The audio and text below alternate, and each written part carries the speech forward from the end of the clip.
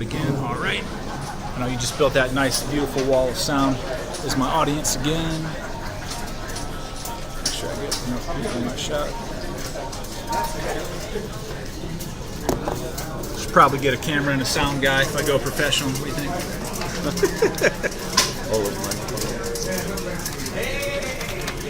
Hopefully that is. I don't think that's my calling, however. So, all right. What if I told you you could cut your health or your risk of heart disease, heart attack, stroke, diabetes, heart palpitations, and many more health issues down to a bare minimum? And what if I told you that you're already doing it and it's free? I'm talking, of course, about getting enough sleep. We in the military need to prioritize sleep. We often hear phrases like, sleep is for the weak, or you can sleep when you're dead. But it turns out sleep is much more important than many people care to admit. And as soldiers, we seem to be at a lot higher risk for sleep issues.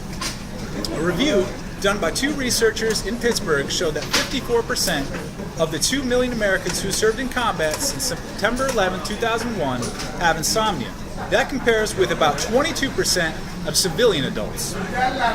Soldiers who suffer from this while deployed have a greater chance of developing depression, suffering from PTSD, and even committing suicide, wrote Dr. Adam Bremwell of the Department of Veteran Affairs, Pittsburgh Healthcare System, and Dr. Ann Germain of the University of Pittsburgh School of Medicine. This is an issue that most in the military are aware of, such as retired Lieutenant General Patricia Hero. She was a Surgeon General of the Army. She emphasized the medical consequence of lack of sleep. A discussion of our attitudes about getting adequate sleep, she shared. This is one of those conversations that is long overdue, but is finally getting the national attention it needs. She also pointed out that if you're getting less than 6 hours of sleep, you're cognitively impaired. To help you visualize what this means, I have a chart that compares sleep deprivation with alcohol consumption in regards to cognitive reasoning. Put that up. As you can see, the longer you're awake, the more your judgment and your cognitive reasoning is impaired. That compares quite close to the number of drinks that you have. So sleep deprivation, we're winning. So sleep deprivation is a real problem. Unlike apparently that football team. All right. Even our own doctrine has recognized the issue with personnel running on little to no sleep. According to the Army Technical Publication 622.5, while essential for many aspects of operational success, sheer determination or willpower cannot offset the mounting effects of inadequate sleep. The publication also states, it is commonly thought that adequate levels of performance can be maintained with only 4 hours of sleep per 24-hour periods.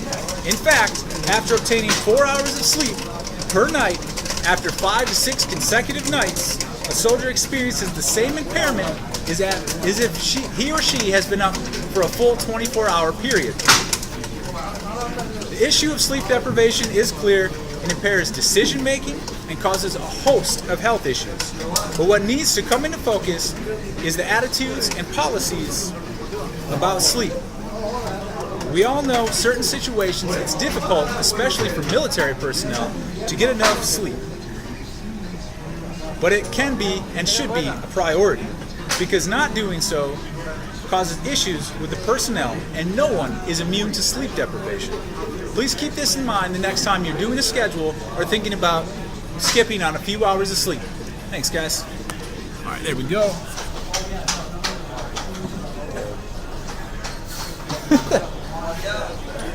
Appreciate it, gentlemen.